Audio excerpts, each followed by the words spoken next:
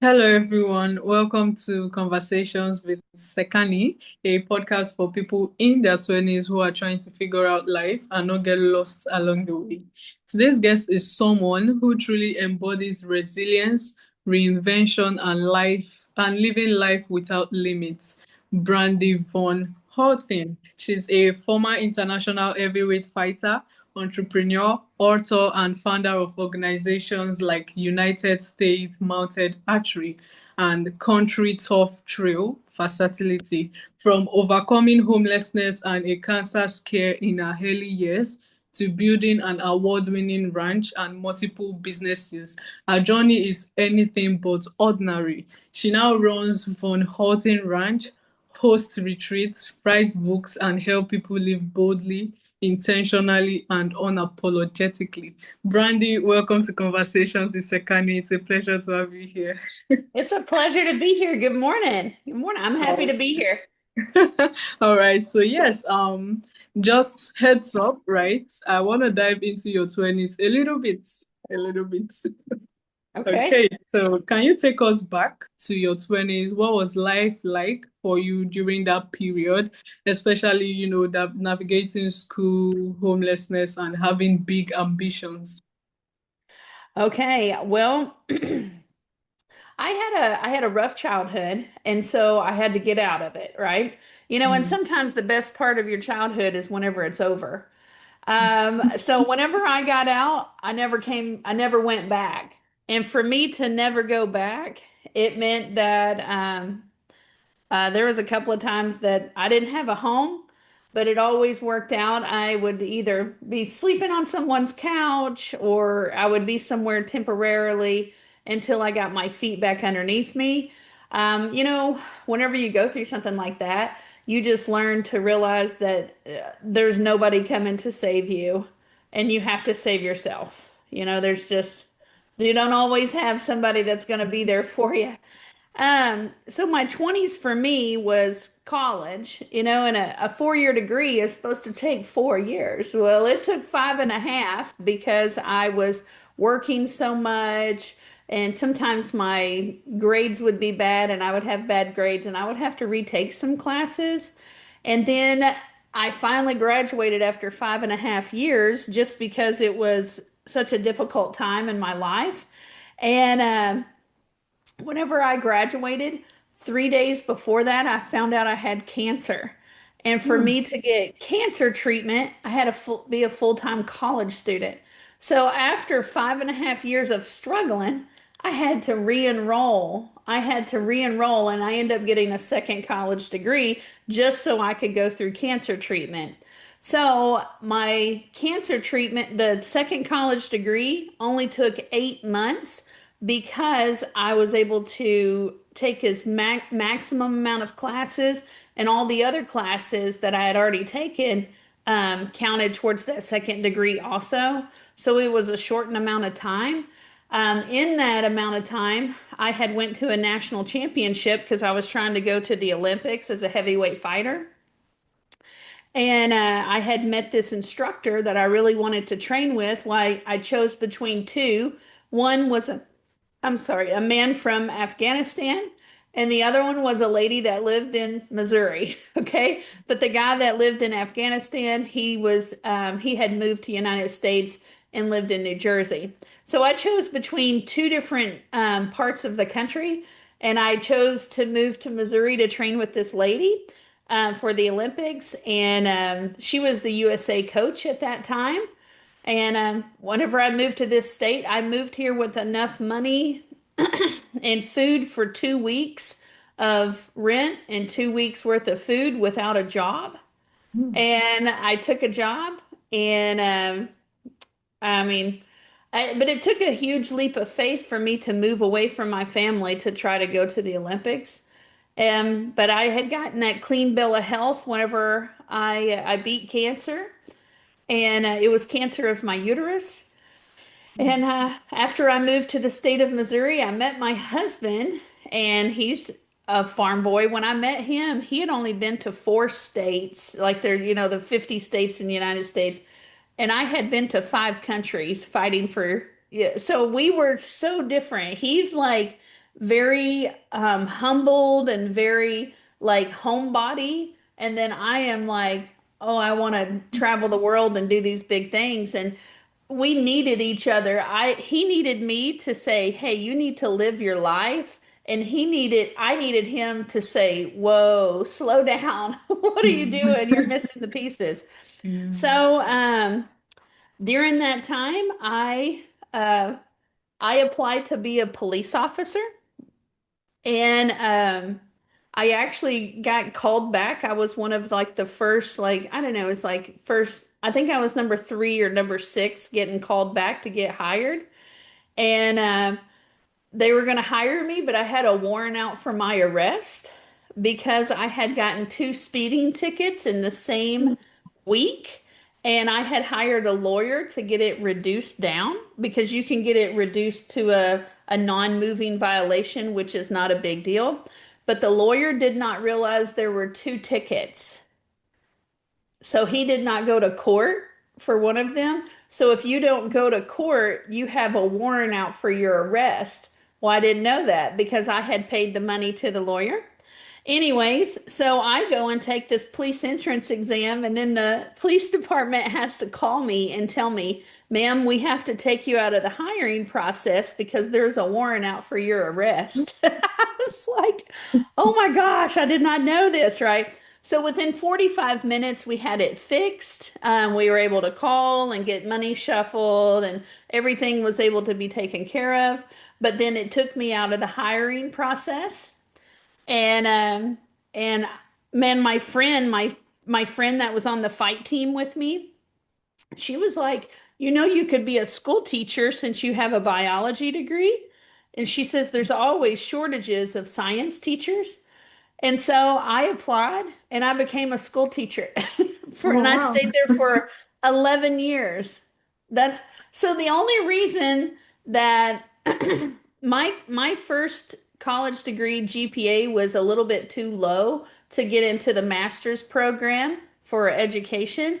But with the second college degree that I was forced to get because I had to be a full-time college student for cancer treatment, they blended the GPA from those two degrees. Now, with that, my GPA was high enough to get into the master's program to become a Mm. teacher. So the only reason, I mean, there's so many different things. There's so many different things that were bad things that happened, but it Mm. turned out to be something that needed to happen, like it was life changing. I okay, so you probably weren't expecting that about trying to become a police officer and had a warrant for my arrest. Wow. Wow, I didn't expect to hear those ones actually, but it's quite interesting.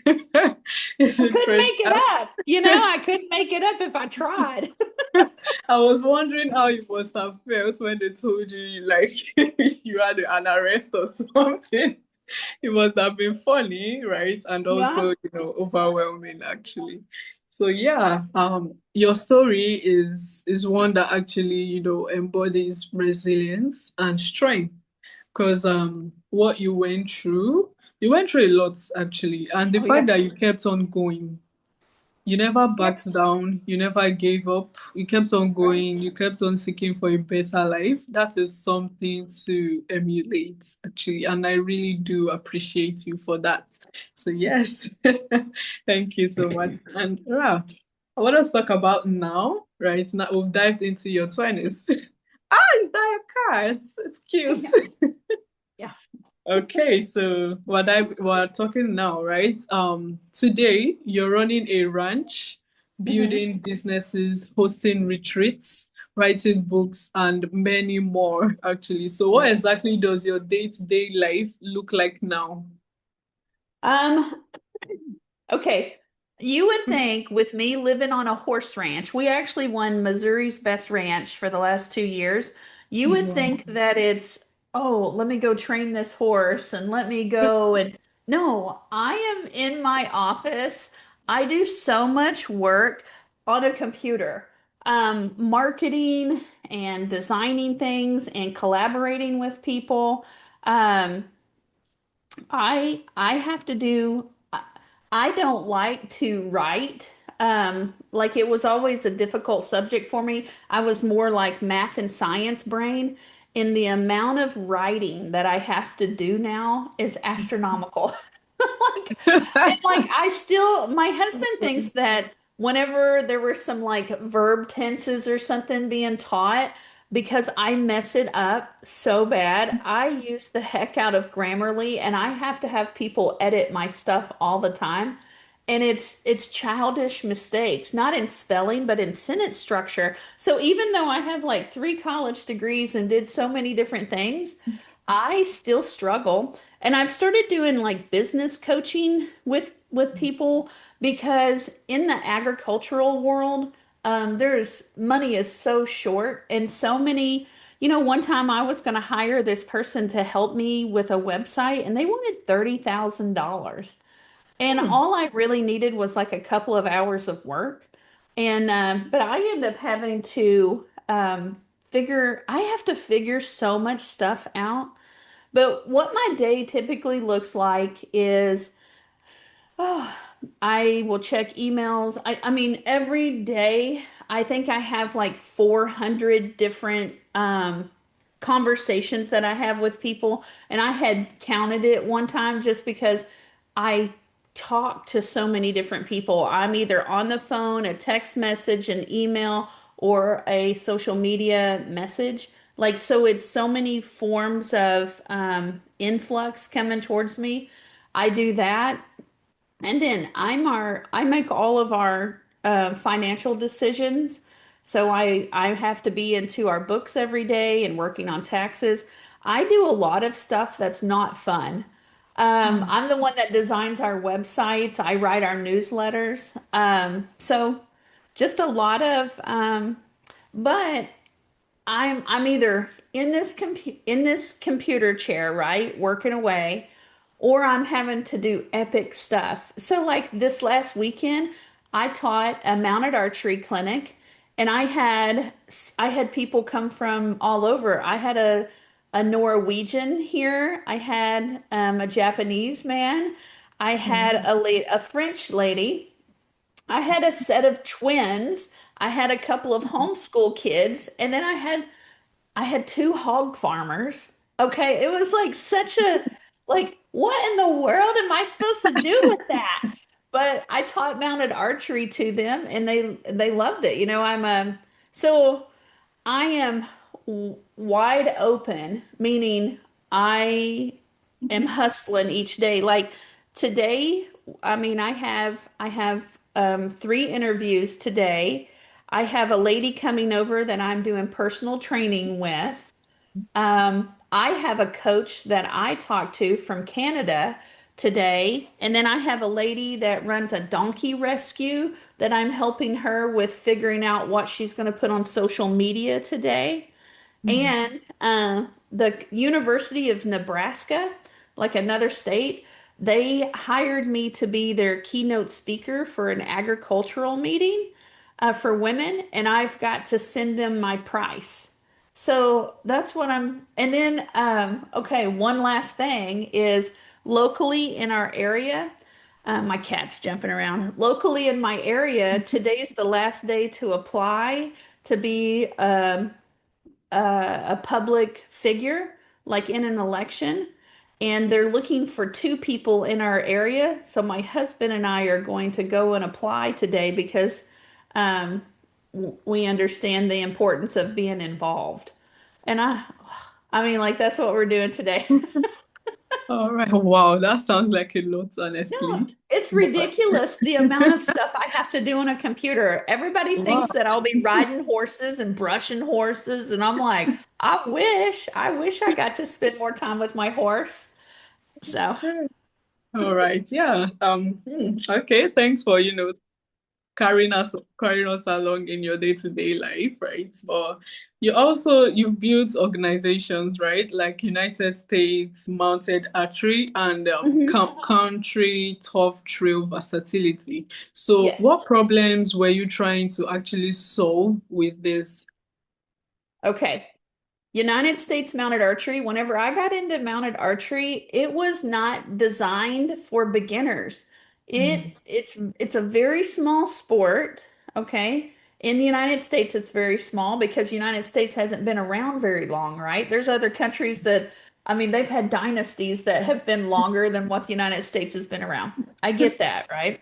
Well, in the United States is all guns. So there was like not a lot of mounted archery except with Native Mm, Americans, right? exactly. So, United States Mounted Archery, whenever I used to write for a bunch of magazines, and one magazine wanted to have like a big expo at our facility, and they invited all these different associations, and then I got to meet some mounted archers while they were here. It was like a big festival of all these different associations. Well, I fell in love with the mounted archery because I'm kind of a prisoner in paradise, which means that I can't really leave our facility because I have to stay here and work, so I don't get to go. So I liked mounted archery because it's not subjective. Like you either shot it or you didn't. But whenever I got started in it, I had such a difficulty with finding information for beginners. Mm, And I'm used to training with winners. So I had the president of the association come in. I had the world champion come in, who's from Czechoslovakia. I had him come in and and give me instruction. And then I wrote a book about how to get started in mounted archery because everything I found was about like the Hun dynasty and stuff. Like it wasn't really about how you needed to move your hand and why mm, you needed to use this kind of quiver. So I formed United States Mounted Archery as there's different levels, and each level has a list of things that you have to complete to make sure there's not holes in people's training mm, because it was needed. Country Tough Trail Versatility. We did a trademark on the word country tough because nobody cares about my last name, right? They don't care that it's Von Holton. But country tough means like you're farmer and you're tough. You have to be tough to be country, right? And so we mm, trademarked Country Tough and then Trail Versatility. So versatility competitions are, it's good for people to have versatility in their life. And same thing with the horses. If they just do the same thing, they wear out joints, they hurt themselves. Like if you did the same motion over and over and over, you would hurt yourself. So with trail versatility, we have the horses, they will do actual trail riding, but we judge them on it, like how well they go up a hill, how well they go through a ditch, mm, whatever, how well they back around a tree. Then we have a pattern that they have to do about who can do it the best. And then we have obstacles. So they have to go through crazy stuff, but then we combine it for who's the most versatile trail horse. mm, So it was, and whenever I got into horse competitions, I went way too fast, way too early, and it kind of like blew my horse up. Like my horse was a freaking nut job and like acted bad. He needed more training done slowly. And so Country Tough Trail Versatility is what I needed. So I created it. But now that I created it, I can't compete in it because it wouldn't be fair. And so I have the perfect thing, but and it's growing. This we've hosted it for 8 years, and now we're allowing other people to host it in the United States, and people are they are loving it. I mean, it's going to be huge in the next couple of years. I want it to be the largest obstacle association in the United States, and all it mm, took was me figuring out what I wanted and then being brave enough to create it. You know, it's a lot of work to do that stuff. It's a lot of sitting in this chair and doing a lot of paperwork and talking to a lot mm, of people. So mm, that's how they came about is it was something that I wish that I had. And I have figured out that if I like it, then if I put it out there, then people find me. You know, mm. my people find me. So that's how those two things got started was there was not enough support and there was something that was lacking. So there Mm, was like a hole. There was holes in the industry. nice. Wow. Okay. So the key word there actually that I took is bravery, right? So it takes bravery to, start up something like that. And then you did in the quest of, trying to solve a problem, which Mhm. is something worth emulating, actually, which makes me want to ask this question, right? So Okay. you often say you're not busy, but passionate. Yeah. So can you break down that mindset and how people can apply it to their own lives? Okay. So, busy work is something that you don't really care about, but it's stuff that has to get done. It's the mundane things. It's going grocery shopping. It's cleaning your floor. It's making sure you have toilet paper. It's making sure the clothes are cleaned. It's it's returning all the phone calls. It's the stuff that you're like, I hate doing all of this. Right. Well, a lot of people do like doing parts of that. It's making sure that you've got deodorant, whatever. It is all of that stuff. Making sure you're drinking enough water. That's busy work to me. Passionate, it doesn't matter what I have to do. I don't care because it's a step in the direction that I'm wanting to go. It's Mm, something that I care about and it's something so I don't care the workload. Like like teaching the last 2 days of mounted archery and then me having to slow people because it's a thumb release instead of a two or a three finger draw in archery. It's with your thumb and it's weird, okay?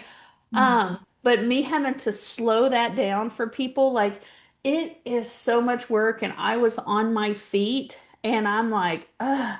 See, so if I didn't have passion towards what I was doing, then that would just make me busy, you know? mm, And there's such a difference between busy is just going through the motions. Passionate, I feel like I'm going to change the world. Passionate, I feel like I'm going to change a person. I feel like I'm going towards a larger thing.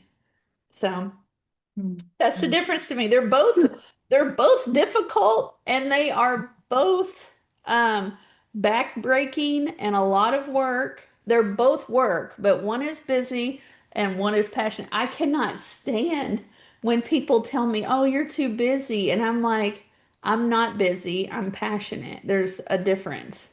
I'm going towards something bigger. mm. So, Wow. Okay. All right. I think I just learned that one. That's a new one for me. I'm going to be oh, saying more of that actually, does because that help you? usually, Well, like if you have children, right? Children are so much work, right? But yeah. you are passionate about them.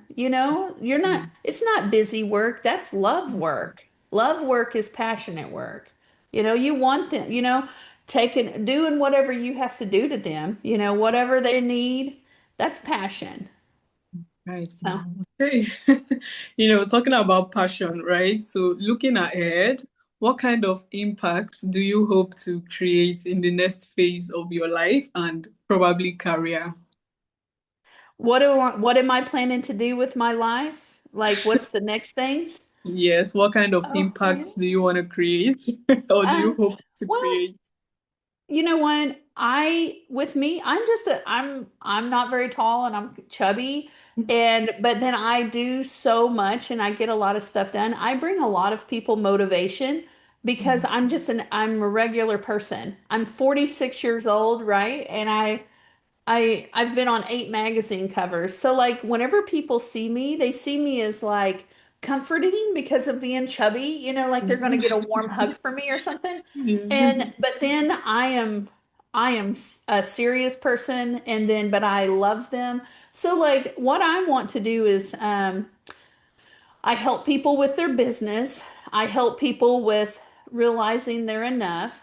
I have a book coming out about that rough childhood, and I think it's going to change lives because so many people, if they've went through something bad or something traumatic, it destroys the rest of their life.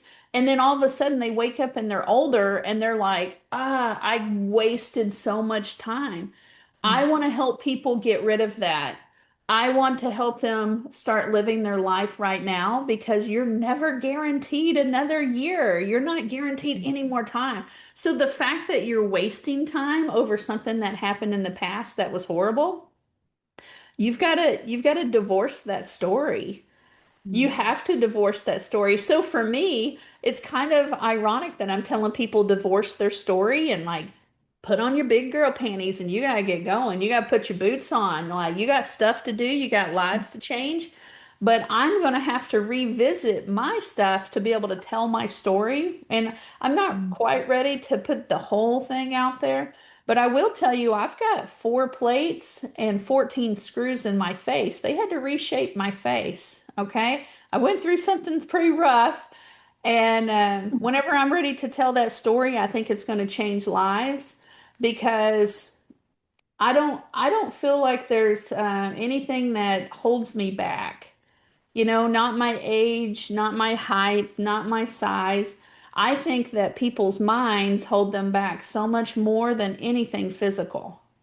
So that's what I've got a big book coming out. And in my state, there's not a horse expo, and those things bring in millions and millions of dollars per state for the state income, like for restaurants and stuff. And I'm going to put together a horse expo for my state. So then all the money doesn't keep leaving our state to go to other equine industries. I love horses and I love the cowboy way of life. And I love that. And so I want to help prolong it. So that's I've got some big stuff, girl. I've got I take people this next weekend I'm launching a new I have a tooth remineralizing powder and I'm a speaker at this homesteading expo, which is like teaching people how to do some skill sets that they had forgot about, that their grandparents knew about. So I feel like I'm teaching people that to make them more self-sufficient, just in case something bad ever happens again. We're a little bit more prepared. So I don't know, I wish I had another lifetime because I feel like I can't get everything done that I want to do. All Oh, right, that's so a book, a big horse expo, and then just keep hosting my classes. okay. Wow. All right. So yeah, that sounds that's huge, right? And Oh, especially talking about talking about trying to say your story. You know, you said you were gonna eventually tell people about your story or probably mhm. write a book about it. And I strongly believe that it's going to change lives. Yeah, Honestly, I believe it will change lives because me too. hearing just the little I've heard, it already sparked something in me. Because most times, my generation, once they go through something, not even half as bad as what you went through, not to say you went through something bad, right? But once they are going through something, they just shut down. They don't believe in Yes. themselves anymore. They just, in fact, they are just so into what they are going through that they never think of any other thing aside from that. And it causes a lot, anxiety, trauma, which, like you said, after many years, you start to realize that you wasted so many of your time regretting instead of actually doing something. So yes, I Yeah. strongly believe your book will change lives, and I'm looking forward to it actually. And you know what? People like you that have me on their podcast, I mean, like you're a little step in getting the word out. You know, you never know who's going to hear. And I've started doing motivational speaking, and you just never know what they're going to listen to because whenever these podcasts come out, I mean, they live indefinitely, right? Somebody could Yeah. have, yeah, they're everywhere. So like these conversations, they feel like they're not a big deal. They're a huge deal. Conversations change the world, you know, like people Yeah. talking to, I mean, like here we are. I'm in the United States and you're in Nigeria, and we're having like this wonderful conversation, you know? Yeah. So I appreciate you allowing me to be on here and asking me these wonderful questions. All right. I actually appreciate, you sharing your experience. I think it's eye-opening and also inspiring for younger generations. And finally, this one question I have for you is Okay. If you could sit down with your 20-year-old self or anyone in their 20s trying to figure life out, what candid, real advice will you give to them? Stop blowing your money on food. Do you know how much money I blew on food? Oh, and it was not even good. It wasn't even healthy. It was junk Right. food. If I would have been like, calm down with that, but there's been times that I would buy 3 meals a day out and like an expensive coffee. If you would view everything that you can see in your room as time that you gave up for the money to buy that, if you would learn to live with less stuff and a calmer money spent on food, you could save so much money. Okay? Literally, like, and I'm not saying like I get my hair done, I get my toenails done, but like if you could calm down with that, it would be amazing. Like, we have an employee and he makes okay money, but I'm like, I seen him go out to eat, and it took him almost 3 hours to make the money that he spent on one meal. And I was like, bro, you gotta slow down. And I love thrifting. I used to not be into like used and stuff like that, and now I could not imagine buying something new because it still looks good and it saves me money. I don't know. I am on a big kick to stop wasting so much money because it's wasting time and time is a limited factor. So that would be my big talk to stop, eat something that's a little bit more basic. Eat something basic. Okay. Okay. Thank you so much for that one, Yep. actually. I really do appreciate that. And yes, where can, listeners get to know more about you and what you do? Oh, so my name is Brandy, Brandy, and the last name is Von Holton. It's VON, and then HOLTEN, Brandy Von Holton. I have a website. I'm on Facebook, I'm on TikTok, I'm on YouTube. My biggest ones are Facebook, but that's because of my age, you know. A lot of older people do Facebook, but I like Facebook still. It's going to be around for a little bit. My YouTube following is increasing, but brandyvonholton.com. If you can get that last name right, you'll be able to find me everywhere. And then our ranch is Von Holton Ranch. And then there's United States Mounted Archery.com. And now then that horse association, I want it to go internationally. It is called Country Tough Trail Versatility, but we do the letters CT for Country Tough. Then I put a number two because it's Country Tough Trail. There's two T's together. So it's CT2V.com. It's okay. So yes, I'm gonna put those links in the show notes when the show finally ends. And yes, thank you so much, Brandy. This has been Okay. amazing. And to my listeners, thanks for tuning in to Conversations with Sekani. If this episode sparked something in you, just as it did in me, make sure to share to someone who you think might need it. And also subscribe so you don't miss out on new episodes. Thank you, Brandy. Do have a wonderful day. All All right. right. Thank you. Have a great day. Okay.